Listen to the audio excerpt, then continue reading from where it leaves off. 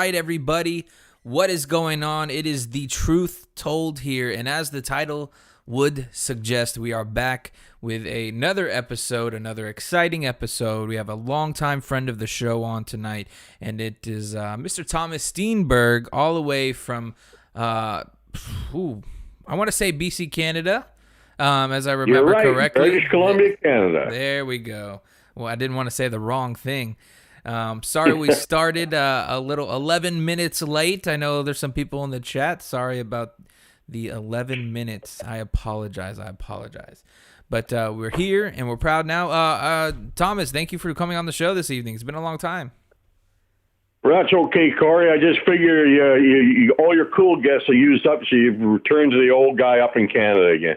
No, you're actually like top 3 cool guests of the show. Everybody continuously loves everything you do. I even go on YouTube and I walk through and I scroll through and I try to look and see what's going on. And then you seems like you're everywhere over YouTube recently. You're doing a lot of shows, a lot of talks, and a lot of everything. I saw one video you were doing some talk, and I had like 150,000 views. I said, whoa. Yeah, but not so much lately because as I told you, my computer's down. I have no idea when I'm going to get it back again. That's funny. That what is the internet down? The computer went down in itself, or what's going on with that? For some reason, I can't get into the like Firefox or anything to come up. I have no idea why. Are you running PC? I'm still using Windows 7. I guess everyone's gone to Windows 10, but I'm still using Windows 7. Oh. And I usually use Firefox, but I also have Google on there, but I can't get that to work either. So I'm hoping it's not a virus, but I have no idea. Oh, I mean, yeah, definitely hope that's not a virus either, but computers are tricky, Windows are tricky. I don't really like using those things too much. I'm a Mac guy myself, but that is what it is. It's a different. You're probably up to date. Me, I'm still a man in the 70s. All this stuff is still Star Trek to me. No, that makes sense. Wow. So let's get into some basic stuff. I know you probably say this a lot, but maybe brief history about who you are, how long you've been doing this, and so let's just start there. Oh, okay. Well, as I've said before, I started research in 1978. I guess that'd be over 40 years ago now. I was interested in the subjects in general ever since I was old enough to read. As a little kid growing up in the 1960s, when my parents brought home a hardcover Reader's Digest titled "The Thing in Loch Ness," and it was like something flipped a switch. I just read that article a dozen times and pestered my parents. They gave me a library card, and I knew very young I was never going to move to Scotland. And I started reading about this thing seen in Western Canada called the Sasquatch. In the United States, you call it Bigfoot. And got interested in that, and followed one school night when I should have been in bed, walking home into the living room, and my parents were watching a movie on the old black and white TV, and my father saying, "Hey, we should let the lad watch this. He's interested in this kind of thing." And then my mother going, "Oh, no, he can't watch this. He'll have nightmares." My father won out the argument, and I'm sure he regretted that for years afterwards. And what was playing was that old Hammer horror film starring Peter Cushing, the abominable snowman of the Himalayas. Do you remember that one? And it was the Sasquatch from that. So now how many years deep are we right now in your research, in your time researching the Sasquatch? Well, 1978, I think it was 42 years ago? 40, yeah, but a little over 40 years. Yeah, 40 years ago, and since then I've interviewed hundreds of people. I got to know the late John Green and did a lot of work with him, became friends. The late Rennie Hindon, I did a lot of work with him. the late Grover Krantz, Robert Titmus, all the pioneers, really. I knew them all and did work with them all except Peter Burns, who I never met face-to-face until 2010. So I did want to ask one thing. I know a while back we talked about you doing it was something you were doing, a monkey something, or it was a project. Yeah, there was an expedition off the west coast in the islands here. It was called Operation Sea Monkey. There we go, Operation Sea Monkey. Yeah. Yeah, What happened with I that? didn't like the expedition, Beach Primate or something like that, not Operation Sea Monkey.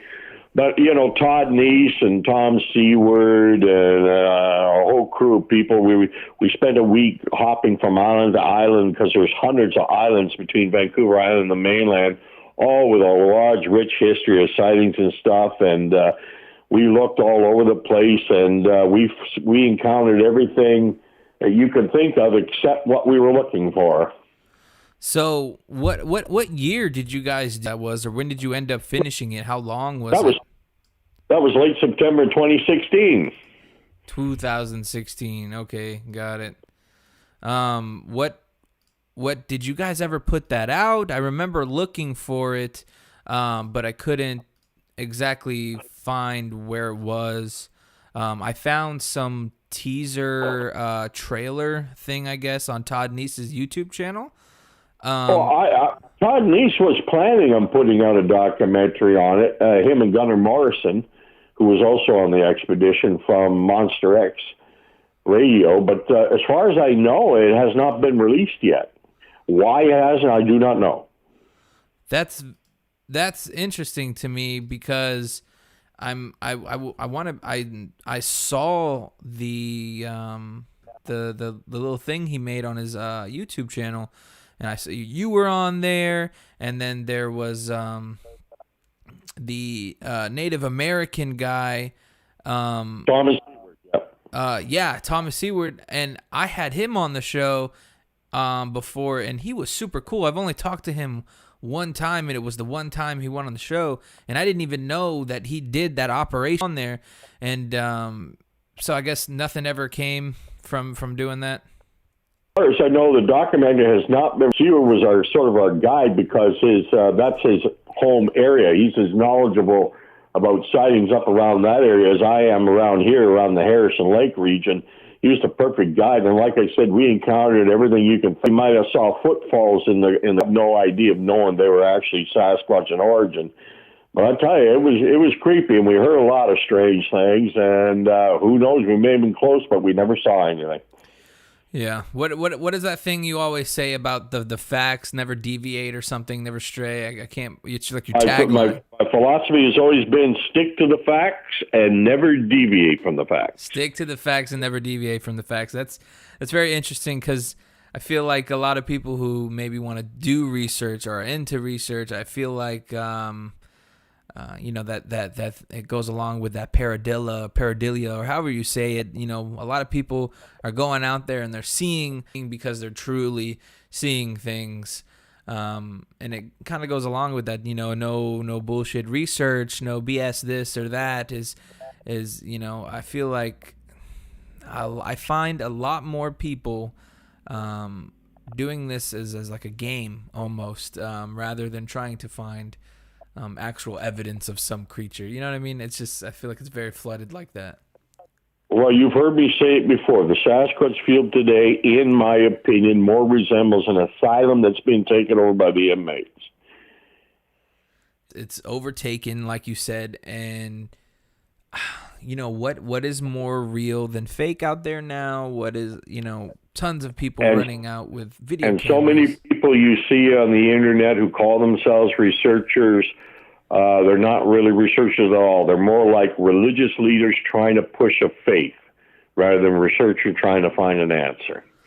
So that's interesting. What to you is considered a true Sasquatch researcher? What to you, if somebody were to come up to you and say, Thomas, I'm a Sasquatch researcher, I've been doing this for 20 years. what would have to you for you to look at them back and say, you know what, you are a researcher? If he's a researcher, he'll be able to turn out to be wrong.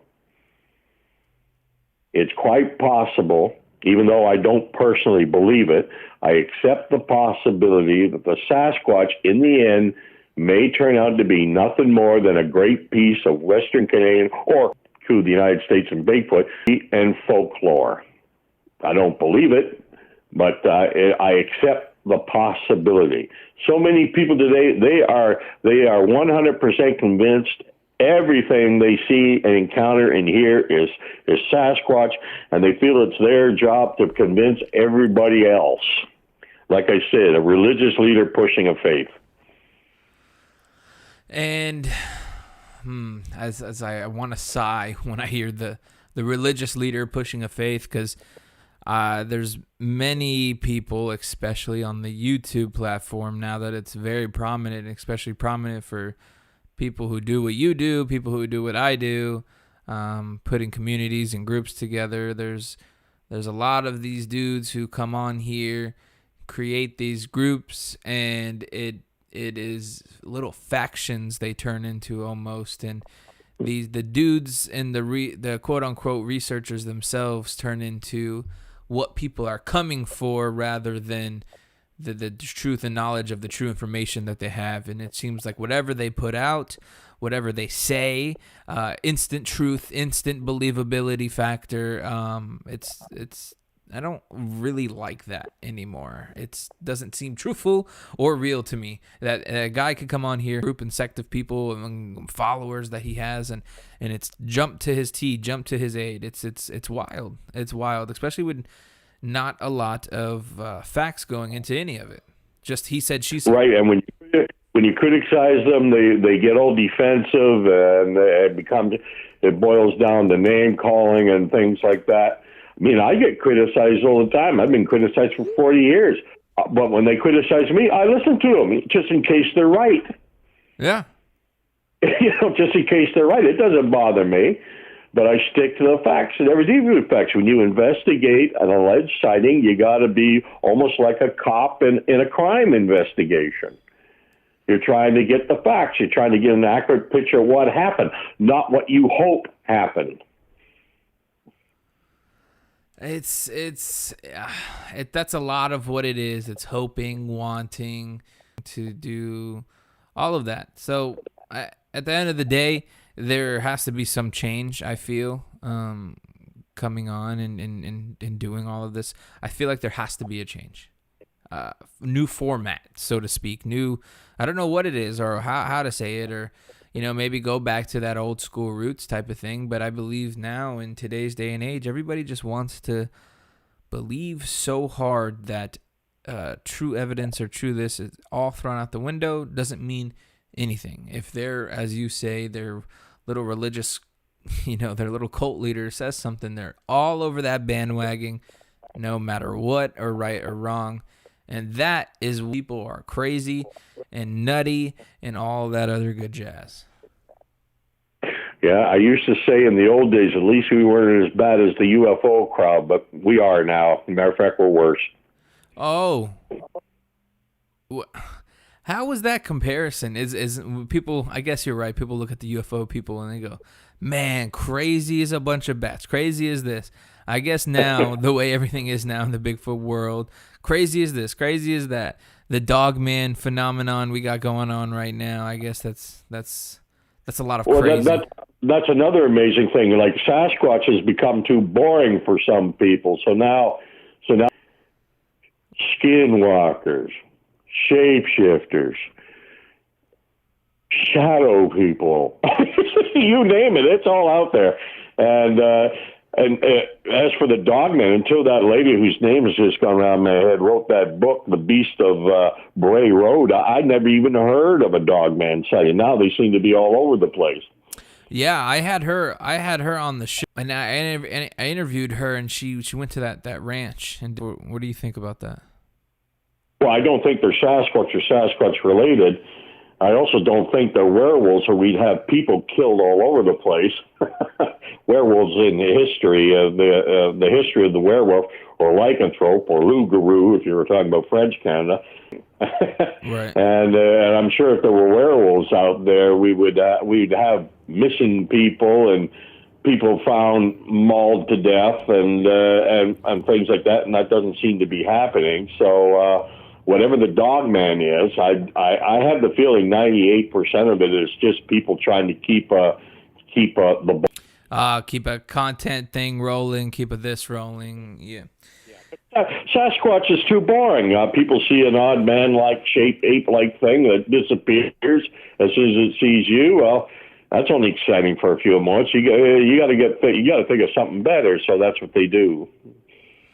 So I'm going to tell you a story. It seems like I'm having a ton of internet issues tonight. We may have to cut this short and try again a different night. I don't even know. I don't understand what is going on right now. I just did a show last week. Internet was perfect, taking a crap on me. But we'll go ahead and continue at least this one story, and then if the internet continues to persist to be stabbing me in the back here, we might have to reconvene with you a different night after I take a look at the internet and the Wi-Fi router and what's going on. So speaking of the dogman and stuff, I had a lady come on the show a couple weeks ago, and she said that she went through a past life regression. So she went and paid this lady to teach her or how to open her mind or something, to go back and see, who she was in a past life or what she was. And she told me the life before the one she is currently living, she was a dog man. And I said, oh. So I thought that was interesting. So we have her come on the show and tell me what she thinks dogmen are, and where they from. Are they Bigfoot? Are they related to the Sasquatch, like some people say? Are they their own thing? She proceeded to tell me that they are their own thing. And that they are from a different planet, and they came to this planet when theirs was in a time of war or something like that. And that's where we get dogmen from, and they're completely different from Sasquatch. And what else she said? She said they're not called, she said, but apparently they don't like to be called dogmen. So it was all this stuff and something I've never heard before. And I said, I like listening to what people have to say, and I'm interested in stories and stuff. So it was definitely a far out thing that I've never truthful. Could she be right? There's always a chance that she's 100% true and we're all wrong, but she could be right. Or there could be a chance that she 100% believes this to be true. So to her, in her reality, this is true, or she's lying. Those are all the options. So I thought it was very interesting. So that kind of, when you said people are pushing the narrative, so to speak, or keeping the ball rolling, that one particular thing is what came to mind. Well, yeah, too, I would have said thank you very much for telling me about this, but since it has nothing to do with the Sasquatch mystery, I don't know why you're telling me about it. And I also would have said, and as for researching something like this, I can't see chasing my tail, going in endless circles, trying to explain a mystery by invoking another. Yeah, she brought in story after story after story, and I said, no, madam, thank you. If for your sake, I hope what you're telling me is true. But if not, you should write this down as a fiction story, and who knows, you might be the next Stephen King. Who knows? Yeah. Mm-hmm. But I thought it was wild. So I see what you're saying when you're saying pushing the narrative or pushing this. Mm-hmm. It totally makes sense. It's just, but I want to get back to that traditional boots on the ground style that absolutely I consistently see you on. You consistently do that, and you're never changing from being true to how you started. And I think that's something we should all love. I think I love that about you, that you continuously do that, and you have never changed 40 years of doing consistent real work. And if it doesn't make sense, you say that doesn't make sense, or if it doesn't line up, you go, that doesn't line up. It's probably bullshit. And I love that. When you're interviewing a witness, alleged witness to a Sasquatch sighting, you always got to keep in the back of your mind, there's only three possibilities here. One, they saw a Sasquatch. Two, they mistook somebody or something for a Sasquatch. Or three, they're lying. Those are the only three possibilities. There are no others. Right. So, but nowadays people, oh, you are so right. You did see that. Look at that. Look at that circle on that screen. You saw that thing. And I said, you know what? It's all, we need to go back to the way that you do it. I think I'm going to push this whole narrative now. If you're not doing that, you got to be nice to people nowadays.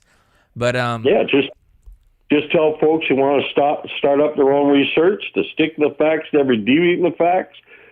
Ask the questions and let the witness answer it in their own time, in their own way, and draw your conclusions based on what they tell you. That is the best advice ever, because it's different from how this new age people in mumbo jumbo is doing. And I'll say it over and over again. I think it's just a better way. But again, we are experiencing crazy internet issues here. I do not know why. So I think just in case, we're going to cut this short this evening. Hopefully, soon in the next couple of days, you would be free to come on and talk with us again. Hopefully the internet's going to be a little better. And when we come back on, if that's okay with you, I would really like to get into research and how, because I was going to go there later on this evening with you, is best ways to research, how you're researching, how can we cut out some of the BS, how people can look at something or say, this is it, this is what it is, look at it from a point where they have to go, okay, I want it to be this, but is it really this, and why? And I feel like you have a good knowledge and good steps to that. So if it's okay, I would love to get you back on when the internet is not crapping out on me. Roger that, Corey. Just give me a time and a date, and I'll try to be available. Perfect. So since your internet is not, your computer is down right now, this is yes, 2:00 yesterday morning. Yeah. Okay. So I'm just gonna reach out to you via phone call, and hopefully you'll be. I know our time is a little different off. I don't know. 9, 8, 7, 6. I think we have like a 4-hour difference. So it's 27 here now. Okay. Yeah. So we got a little time difference. So I'll just keep that in mind. I'll make sure I won't call you at 6 o'clock in the morning, 5 o'clock in the morning. We'll do that to you. Actually, that'd probably be pretty good because I'm usually up